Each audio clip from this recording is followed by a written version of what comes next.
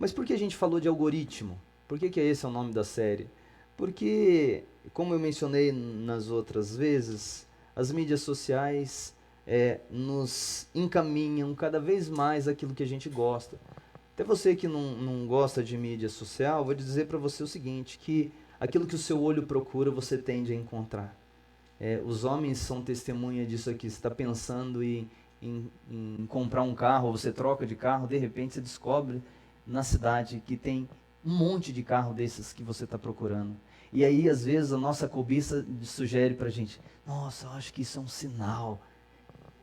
Não é. Não, na verdade, os cientistas chamam isso de ativação reticular. Você predispõe o seu cérebro a pesquisar, procurar determinadas coisas, e Deus usa isso também, e aí você acaba vendo. E é bacana, porque as escrituras também dão testemunho isso, de que quem busca, encontra. E isso é verdade para muitas realidades, para o ruim, mas para o bom também. E aí a gente se dispôs a você ser um pouco mais intencional no controle, não deixar os algoritmos e as paisagens te controlar. Você ser mais intencional. Você clicar, você ativar a sua atenção para aquilo que você sabe, poxa, isso é bom. Então, assim, se você, um exemplo clássico, você está se distanciando dos carboidratos, do pão, da massa, clica mais nas verduras. Clica mais nos legumes, clica nas atividades físicas, na caminhada, isso vai fazer bem. Se você clicar no churrasqueira, na macarronada e na pizza, vai ser complicado, mas então não seja conduzido, conduza. Não seja empurrado, escolha o caminho para seguir, decida pelo caminho. E é isso que a gente se propôs. Então a gente usou tudo isso daí para falar das disciplinas espirituais.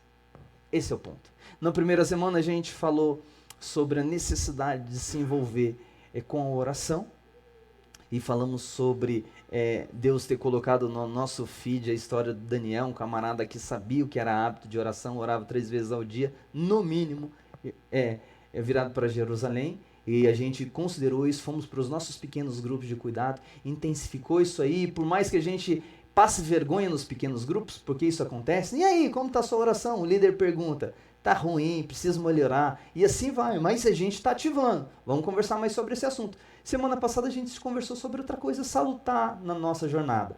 Eu mencionei para vocês que a vida cristã é uma vida da graça de Deus sendo entregue. Em outras palavras, é um presente, uma dádiva. No entanto, Deus que te ama como você é e te recebe como você está, Ele te ama tanto que Ele não te deixa ficar como você chegou na presença dEle. Percebe isso que eu estou falando? O Deus que te ama como você está, Ele é o Deus que te ama tanto ao ponto de não te deixar do mesmo jeito. Ele opera transformações. Só que essas transformações vêm por meio do caminho que Ele mesmo deu. Então, Bíblia foi o que a gente conversou semana passada. A gente até mencionou que esse texto, ele não se trata apenas de uma história. Aqui está embutido a moldura pelo qual nós devemos enxergar o mundo e, sobretudo, uma maneira que o coração devia pulsar. Esse texto aqui, a intenção de Deus é mudar, inclusive, os nossos amores, para que a gente passe com o tempo a amar as coisas certas. Mas ter afeto, ter desejo pelas coisas certas. E distante desse livro, isso não vai acontecer. É na proximidade, Ele nos confrontando, Ele nos lendo e a gente buscando a Deus em oração que isso vai acontecer. Hoje a gente vai falar de uma terceira disciplina espiritual. Diferente dessas duas, leitura bíblica e oração, ela não é uma ordenança, mas ela é muito boa. Então, que disciplina é essa, André? A disciplina do jejum. Preste atenção como esse tema aparece nesse enredo aqui da história bíblica. Ora, os discípulos de João e os fariseus estavam jejuando, e algumas pessoas foram perguntar a Jesus: por que os discípulos de João e os discípulos dos fariseus jejuam, mas os seus discípulos da sua igreja não jejuam? Por que isso? Aí Jesus começa a responder. Jesus respondeu: como podem os convidados para o casamento jejuar enquanto o noivo está com eles? Durante o tempo em que o noivo estiver presente, não pode jejuar. No entanto, virão dias que o noivo lhe será tirado, E então, naquele dia, eles vão jejuar. Ninguém costura um remendo de pano novo em roupa velha, porque o remendo novo tira um pedaço da roupa velha e o buraco fica ainda maior. E ninguém põe vinho novo em odres velhos, porque se fizer isso, o vinho romperá os odres e se perde tanto o vinho como os odres. Mas põe-se vinho novo em odres novos. Ótimo. Até aqui. Ora comigo uma vez mais. Senhor, a gente precisa de que o Senhor ajude a gente a entender esse texto. E que a Tua verdade seja aplicada aos nossos corações. E que o Senhor, por amor, nos abençoe com uma palavra que transforma. Ainda estamos aqui te cultuando, Senhor. E o nosso culto agora é um momento que a gente ouve o Senhor atentamente e pede, Espírito Santo, toque os nossos corações para a Tua glória, por amor do Teu nome e para a bênção das nossas vidas e, sobretudo, para o mundo que precisa ver na gente pessoas que resplandeçam o amor de Jesus. Oramos assim para a Tua glória. Amém. Percebam comigo esse texto que a gente acabou de ler. É curioso que o enredo aqui e o contexto desse momento em que as pessoas chegam para Jesus, se você teve chance em algum momento de passear pelas histórias do capítulo 2, vai descobrir o seguinte: capítulo 2, Jesus estava em Cafarnaum, e aí ele cura um paralítico de um jeito muito legal. Os amigos do paralítico, o lugar onde Jesus estava, a casa onde ele estava cheia, não tinha como entrar, o camarada entraram por cima do teto, liberaram espaço no forro, fizeram o camarada descer. É um episódio assim que eu sempre, eu leio isso aí, eu fico pensando nos filmes de Missão Impossível, sabe? Às vezes eu tenho... Desculpa imaginar isso, gente, mas eu imagino a música aquele cara feio que faz o filme, descendo lá daquele Missão Impossível, porque eu fico imaginando a cena, Jesus ensinando, curando as pessoas, de repente, todo mundo olhando, cara, o que esses caras estão fazendo, gente? Um negócio inusitadíssimo, assim, e foi fantástico. E Jesus não repreende eles, ele fala assim, olha, grande é a sua fé. Daí Jesus vai e fala para o camarada, os teus pecados estão perdoados. Gente, isso vira um alvoroço, porque tinha gente que estava gostando de Jesus e tinha gente duvidosa ali, que estava só para questionar ele. E essas pessoas chegaram a uma conclusão óbvia para quem conhecia a tradição judaica. O único que pode perdoar pecados é Deus. E eles se horripilaram. Eles ficaram assim, cara, esse profeta ou ele é um doido, ou um charlatão, mas no mínimo ele é um herege, um blasfemo. Isso é blasfêmia, porque eles sabiam de algo e eles estavam certos disso. Ninguém pode perdoar pecados senão Deus. Revoltados. Aí Jesus é lindo, gente. Jesus é fantástico, inteligente, sábio. Ele é maravilhoso. Jesus fala assim, olha, então para que vocês saibam que eu tenho o poder de perdoar pecados, em outras palavras, leia quem quiser entender, eu sou Deus. Ele diz para o paralítico, levanta e anda. Uau! Aí o camarada levanta, anda, sai com a marca, espetacular. Aí o Marcos já leva a gente para outra cena, e a cena seguinte, ele passando numa coletoria de impostos, tipo um lugar da fazenda, assim, romana, lugar que estava sendo cobrado, e ele chega para Mateus e intima Mateus assim, ó, larga tudo e me segue. Mateus, diante desse chamado de Jesus, que é irresistível, e quando Jesus chama uma pessoa, todos os que vivenciaram essa experiência no íntimo, sabem que não tem jeito, não tem para onde se correr, se fica doido, fala assim, tem que seguir Jesus. E ele chamou Mateus foi. E Mateus fez o que todo discípulo de Jesus tem que fazer. Na sequência, ele vai, faz um jantar e chama a galera do sindicato dele. E só gente atrapalhada, gente assim, que era mal vista perante a sociedade judaica, porque os publicanos eram cobradores de impostos, eles eram vistos como pessoas traidoras da nação, e eram mesmo, eles estavam trabalhando para o inimigo, arrancando dinheiro dos seus familiares, dos seus amigos, e entregando para Roma, e pior, eles embolsavam uma boa grana, então com a maldade de Roma, eles estavam enriquecendo. Aí os judeus odiavam eles, por todas as forças. Pasme, Jesus chamou esse tipo de gente, André? Aham. Viu que boa notícia? Eu e você, então, dá para caminhar com ele.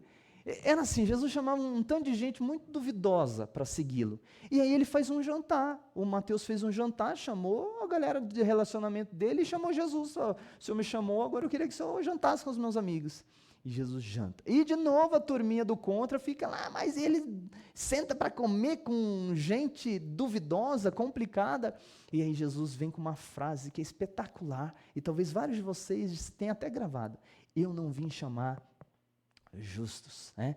Ele diz em outras palavras, ele começa com uma metáfora, ele fala assim, ó, os sãos não precisam de médicos, mas sim os doentes. Eu não vim chamar justos, mas pecadores ao arrependimento. Massa, Jesus, né? É interessante que daí sai dessa cena, Marcos já coloca Jesus numa outra cena, que é o quê? Umas pessoas observaram a caminhada dos discípulos, a caminhada dos judeus, a caminhada dos discípulos de João Batista, e eles perceberam que os discípulos de Jesus viviam em festa. Agora mesmo tinha acabado de sair de um jantar.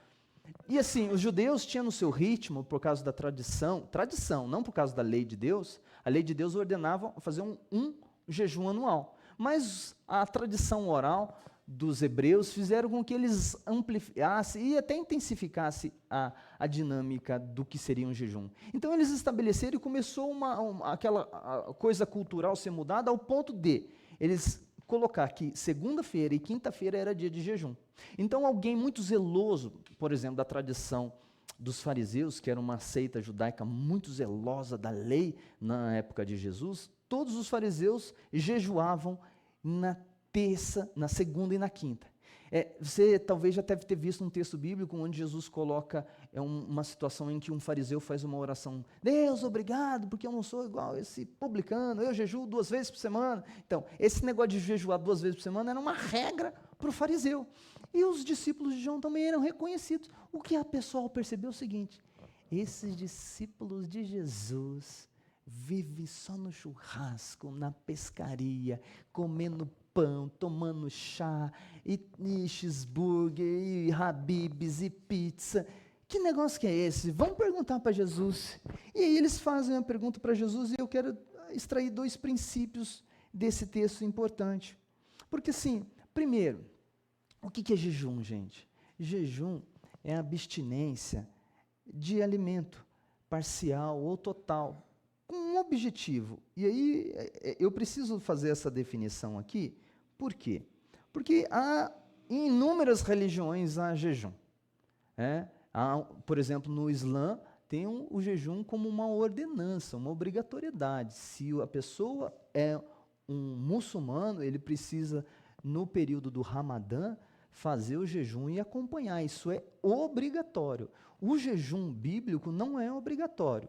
Esse é um ponto importante, mas é uma prática espiritual muito validada e incentivada no Novo Testamento. Então, o que é? Vamos começar pelo que ele não é. A ideia de jejum não é jejuar para emagrecer, tá? Embora uma pessoa que jejue bastante, por consequências óbvias, vai ser esse o objetivo, mas jejum bíblico não é, você está deixando de comer e falando assim, não, estou jejuando e o seu principal alvo é o emagrecimento, esquece, isso aí é disciplina, isso é bom, pode ser bom para a sua saúde, se você estiver fazendo do jeito certo, bem orientado, mas isso não tem nada, não é detox também. Não, vou limpar aqui as coisas ruins e vou ficar um pouco sem comer. Eu não conheço as especificidades desse negócio de ficar sem comer como limpeza para o organismo. De fato, quem orienta muito sobre jejum nessa área tem comparativos para falar dos benefícios, mas de fato, isso também, com esse objetivo, não é jejum. Então, André, o que é jejum? Qual que é a ideia, gente? Tem um autor que ele fala um negócio muito legal. Ele fala assim, olha, jejuar é a privação temporária de algo que é bom em si mesmo. O jejum, a ideia dele não é dizer que a comida não é boa. A comida é boa, Deus fez a comida e é para a gente comer com ação de graças. Só que a ideia do jejum é se privar do alimento por um determinado tempo. Para quê? A fim de intensificar a nossa expressão de necessidade por algo maior. Ou seja, Deus e sua obra em nossas vidas.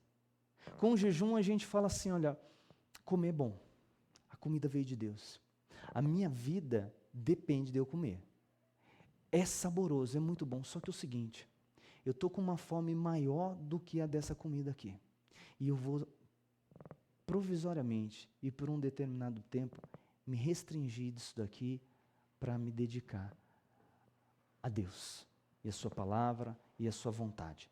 E aí, vamos pensar no texto que a gente leu, para você perceber alguns fundamentos. Primeiro, que, de acordo com esse texto, ele é uma demonstração de confissão, a sujeição a Jesus.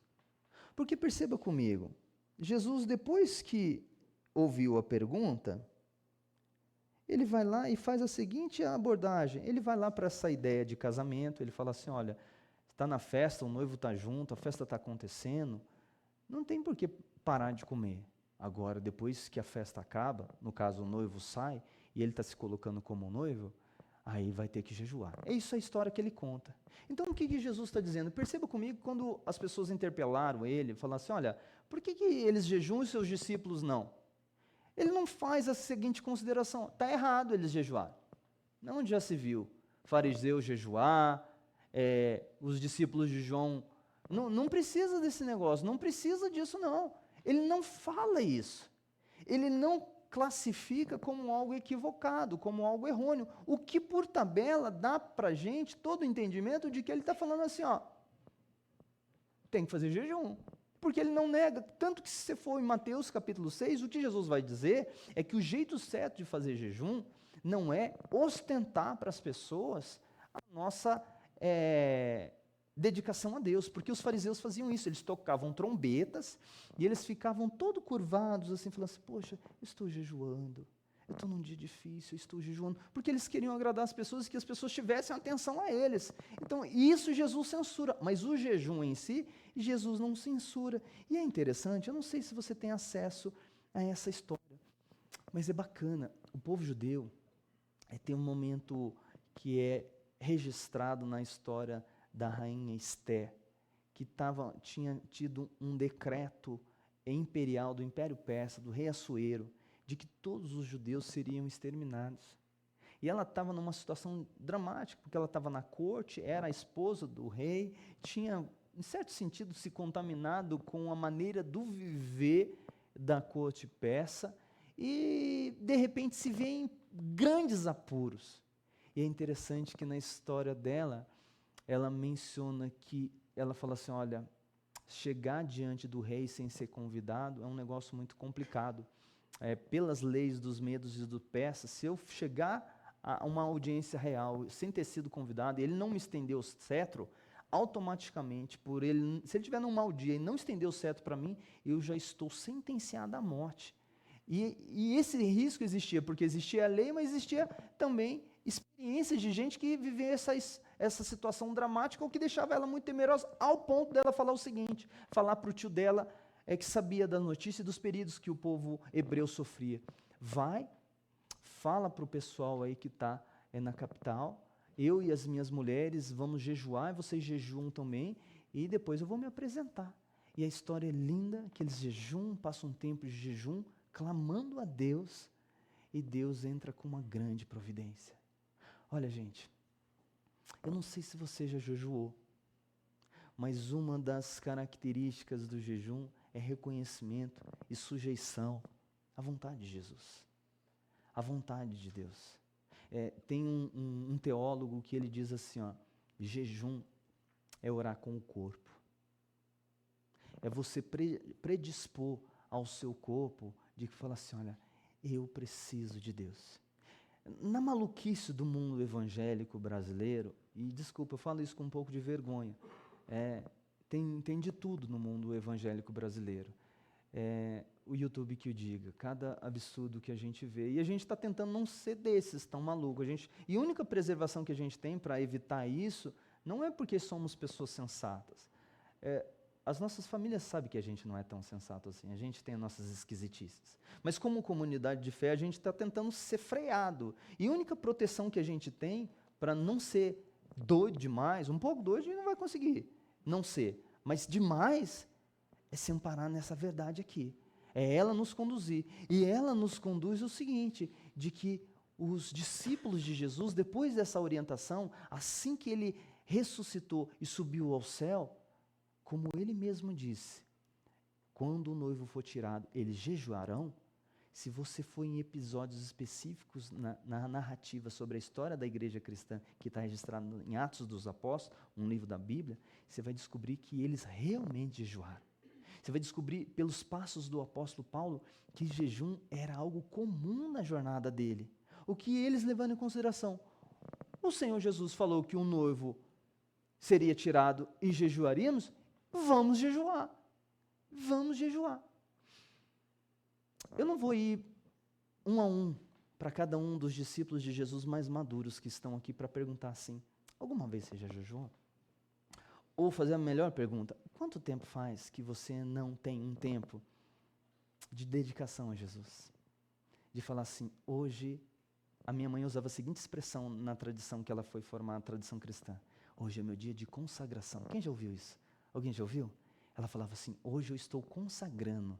E essa ideia de consagrar, ela é uma palavra bíblica que é a ideia de colocar de lado, é de deixar sagrado. Hoje é o meu dia de Deus. E daí naquele dia, o que ela fazia? O que é uma boa pista, uma boa prática para todos nós aqui.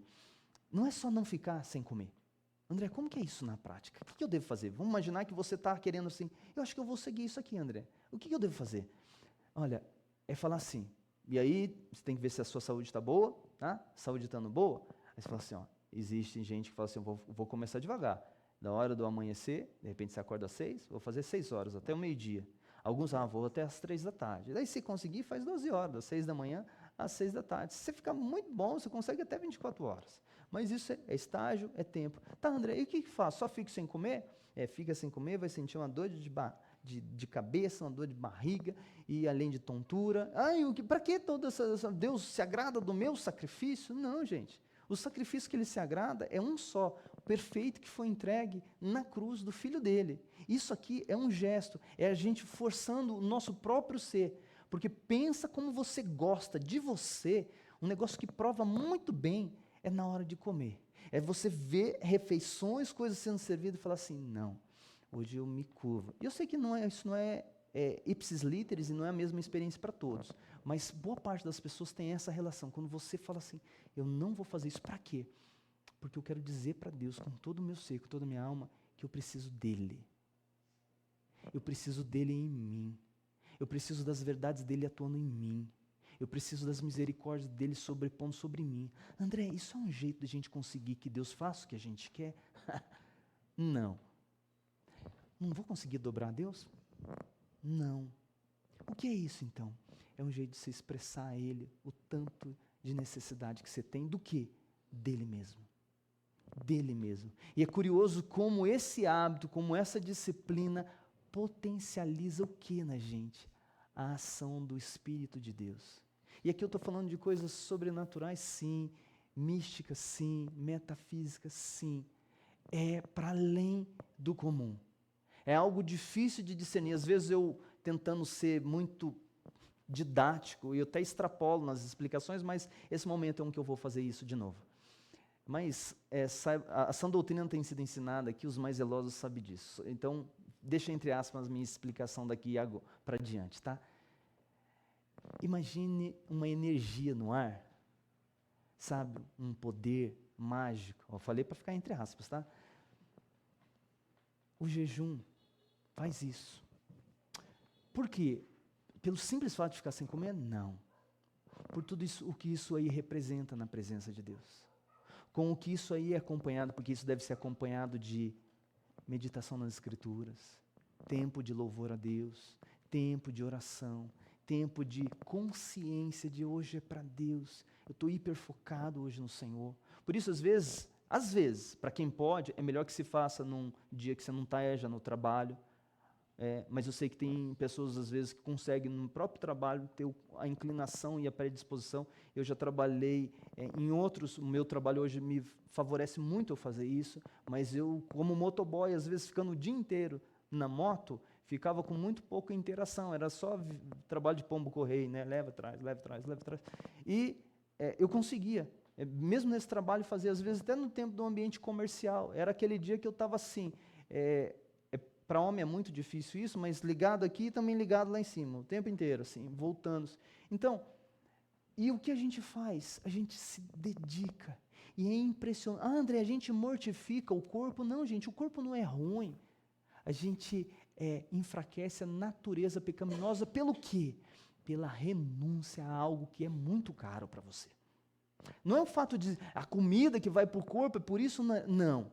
A grande questão está a renúncia de algo que você gosta demais. Inclusive, vários de nós aqui não vão ter uma boquinha hoje antes de dormir. Vai ter que dar o melzinho do Alexandre ali vai ser a minha sobremesa. Brincadeiras à parte, é isso que a gente faz. E aí, para encerrar, e na direção do término dessa palavra, jejum é uma declaração de fragilidade. Sabe, pensa com os discípulos, eles estavam ali, o líder deles estava o tempo inteiro ali. Acontecia alguma encrenca, um demônio que não queria sair, os discípulos iam lá e recorriam a Jesus. Uma confusão, eles iam lá e falavam com Jesus. Dali em diante, Jesus falou assim, o noivo vai ser tirado. E eu não estarei mais presente. Não estarei mais presente porque o meu reino vai se avançar pelo mundo inteiro através das suas vidas e dos novos discípulos. Só que eu não estarei mais presente. O que vai deixar vocês numa situação de maior necessidade. Eu sei, os mais conhecedores, André, mas ele enviou o Espírito, né? Enviou o Espírito Santo, mas você faz ideia o que era a primeira igreja ali com Jesus, sendo o pastor? Como era diferente? Agora os líderes iam ter que assumir as suas responsabilidades, mas não seriam Messias, e o Espírito Santo estaria sobre todos, e agora precisariam ser governada pelo testemunho dos apóstolos, testemunho das Escrituras, mas sofreriam com a ausência do Mestre. Imagina, o Mestre não está mais corporalmente aqui com a gente. E aí Jesus falou assim, o noivo vai ser tirado. E o noivo foi tirado. E para quem tem ciência que o noivo foi tirado, os discípulos falaram, agora a gente vai ter que expressar fragilidade. Essa é outra coisa do jejum. O jejum sadio, ele não é recurso de poder, como eu disse anteriormente, para a gente dobrar a Deus. Ele é anúncio e confissão de necessidade. Senhor, o Senhor não está aqui do meu lado, do jeitinho que o Tiago e João teve a experiência. Está de um outro jeito, está pela presença do Espírito. E eu sinto necessidade do Senhor. Eu não consigo. Sabe, André, como que eu poderia fazer? Eu vou dar umas dicas agora de como isso pode ser feito. André, eu precisava que o meu casamento fosse mudado. Se eu fizer um jejum, Deus muda a minha esposa? Eu diria isso para você num de aconselhamento. Não muda a sua esposa, muda você. E você não tem ideia de quanto fantástico isso vai ser. O jejum ele vai te ajudar a perceber que você é um grande problema para ela. Daí se a esposa viesse falar comigo, eu faria a mesma coisa para ela. O jejum muda o meu esposo? Não, muda você. O jejum muda o meu chefe? Não, muda você. O jejum nos transforma a ser mais dependentes. Tanto que na história bíblica tem uma série de momentos, por exemplo, o jejum de Neemias. Para os mais conhecedores, Neemias foi um camarada que trabalhava como copeiro dentro do império também, peça, com outra, era outro líder lá, e de repente ele recebe a notícia de que a cidade de Jerusalém estava devastada e os muros estavam queimados. Ele chora e jejua. Ele chora e jejua porque expressão de fragilidade e dependência precisa de um grande socorro. Eu quero encerrar dizendo o seguinte, os discípulos de Jesus do nosso tempo, especificamente nós, precisamos, gente, dos novos hábitos. A igreja de Jesus, ela precisa ser conhecida por vidas transformadas. Ela não precisa ser conhecida no Congresso Nacional. Ela não precisa ser conhecida nas câmaras de vereadores. Ela precisa ser conhecida lá no condomínio. Através do quê? De pessoas transformadas, humildes, quebrantadas. Elas precisam ser conhecidas nas escolas, através de gente empenhada, zelosa, amorosa, gentil, que defende sim os seus valores, mas não impõe os seus valores, só vive eles. E daí quando as pessoas perguntam assim, por que vocês pensam desse jeito? Eu falo assim, vamos sentar que eu vou conversar para você e eu vou te apresentar a pessoa que me transformou. É assim, esse é o nosso poder. Poder de gente que compra e paga, poder de gente que tem palavra gentil, de gente que tem bom testemunho, de gente de casamentos perfeitos, não, de casamentos repletos de reconciliação diária. Por que reconciliação diária? Porque a gente falha. A única diferença de um casamento cheio da graça de Deus é reconciliação todo dia. Falei, me perdoa, me ajuda, dá a mão aqui, vamos orar de novo e vamos melhorar. E é essa jornada, é isso.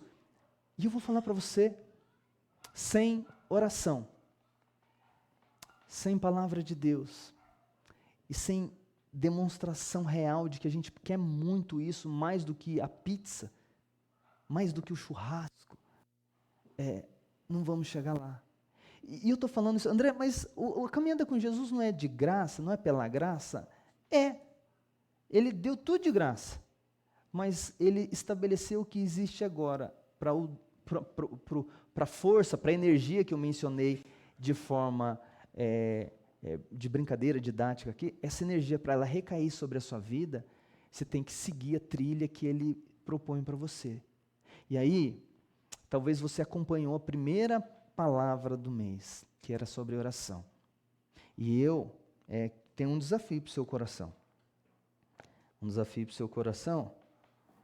O anúncio está aí, filho? Consegue aquele anúncio que você projetou de manhã? E meu filho, igual eu, ele não lembra das coisas. É o da oração, filhão. O meu não funciona, Gabriel. Aí, filho. Gente, a gente sabe que é difícil, isso que eu estou estabelecendo para você. De verdade, o Cris, é mais difícil que o CrossFit. É sério, Cris. É muito difícil, gente. Quem aqui já tentou viver essas coisas simples, faz um teste, você que está hoje aqui, talvez nas primeiras vezes, faz um teste de tentar viver uma vida de oração 2 vezes por dia. De leitura diária das Escrituras, com o coração inclinado, de ler um capítulo por dia, só um.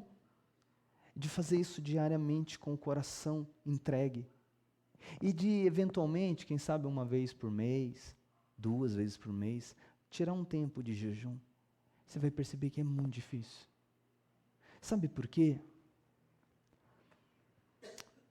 Porque tudo aponta para a nossa resistência a Deus.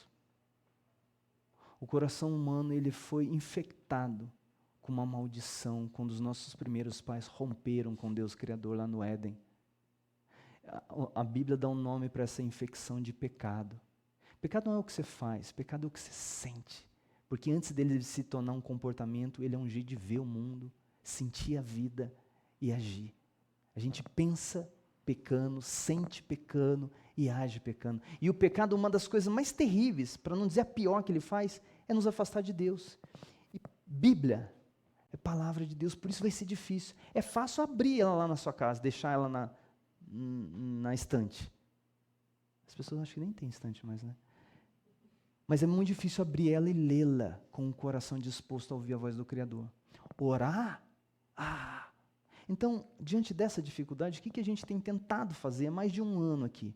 Colocar horários que você possa acessar junto com um grupo, para que outros te ajudem nessa jornada. A gente tem às 6, às 18 e às 21 grupos de oração online, de segunda a sexta-feira. Se você for uma vez em qualquer desse horário, não precisa ir nas outras, a não ser que você queira. Eu quero que você queira, mas eu oro por isso.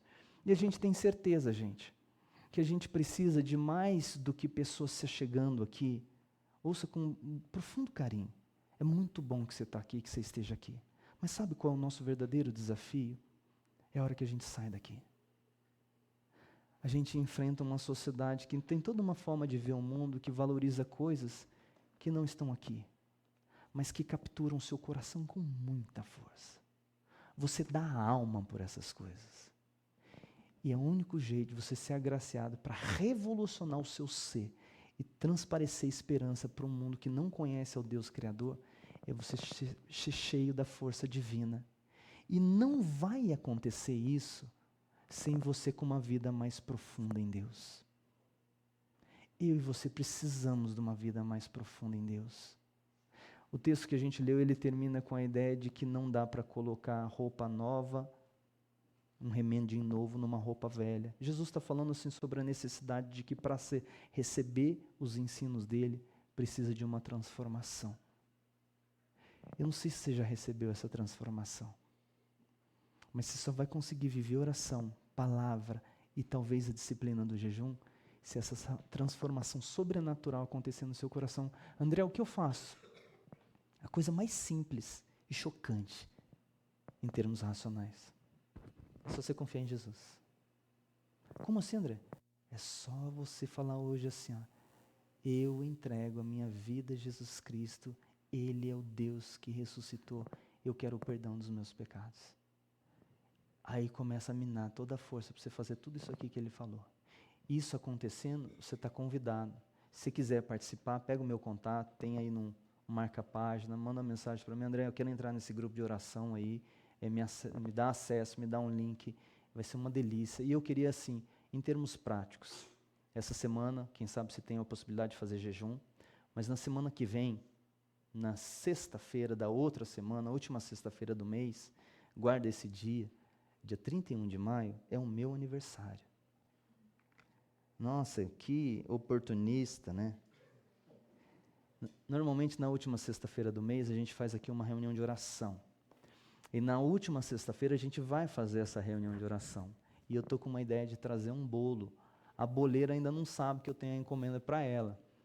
Mas ela saberá, eu acho que ela vai gostar da ideia, de que a gente vai vir aqui. A minha proposta é a gente terminar o nosso jejum da sexta-feira do dia 31 aqui, celebrando o meu aniversário. Vai ser uma honra ter você aqui junto, orando, entregando o jejum a Deus. Se quiser fazer jejum, não é constrangimento, mas eu vou provocar o povo da igreja no grupo na semana que vem, além dessa semana também, provocar com leitura bíblica, provocar com oração e provocar com jejum. Gente, eu preciso de mais poder espiritual para viver uma vida que as pessoas falem assim, Jesus está na vida desse cara aí. Tem alguma coisa diferente na vida dele. Eu preciso disso. Eu preciso e eu sonho um dia de que os meus filhos falem assim, pai, o Senhor parece que está tão perto de Jesus, eu queria que Jesus estivesse perto de mim assim desse jeito. Eu sonho com isso. Eu sonho que ser realmente um pastor que suba aqui e vocês falam assim, Deus está na vida desse homem, eu tenho certeza disso. Eu ainda não acho que não está no nível que devia estar e pode melhorar. A pergunta é, o que você vai levar para a sociedade? O que você vai levar para a vida? Que tipo de discípulo você é? Se falar assim, André, eu tinha que melhorar. Então bora. Vamos nos inclinar. Vamos clicar ali no oração, jejum, Bíblia. E que isso faça parte dos nossos hábitos. E que isso não seja coisas estranhas. Quando alguém fala dessas coisas. Nossa, parece coisa de monge, André. Nossa, de onde você tirou essas ideias? Você vai descobrir. Da Bíblia. Eu quero uma vida mudada. Eu quero mesmo. Assim, não deixa entrar no ouvido e se não obedecer, não. Faz alguma coisa nessa direção. É só você e Deus. Eu não vou investigar a sua vida. A gente não vai investigar. André, eu preciso de ajuda, eu não consigo sozinho. Tem uma dica, participe de um pequeno grupo. Vai te ajudar demais. Vamos orar? Senhor, obrigado por essa noite. A gente está falando de algo que o Senhor falou na Tua palavra. A gente tem fardos para carregar e tem lutas gigantes. Talvez algumas pessoas aqui estão esperando algo excepcional. E o que o Senhor quer dar de excepcional é mudar o nosso viver, nosso estilo de vida, ser marcada por disciplinas espirituais, oração, devoção à palavra, meditação e jejum. Senhor, ajuda a gente. Ajuda a gente. A gente gosta muito de comer, mas a gente gostaria de ter mais fome do Senhor. A gente gostaria de ter mais fome do Senhor. A gente sabe que o seu Filho fez o maior jejum que a gente possa imaginar. Ele saiu do céu para vir aqui comer comida de gente. e isso foi um grande jejum. Ele abriu mão da glória, ele abriu mão de todo o poder para se fazer igual gente, e isso foi o extremo jejum, tão somente para assumir o nosso lugar, assumir a cruz, para que a gente fosse perdoado, para que a gente fosse aceito, para que a gente fosse acolhido.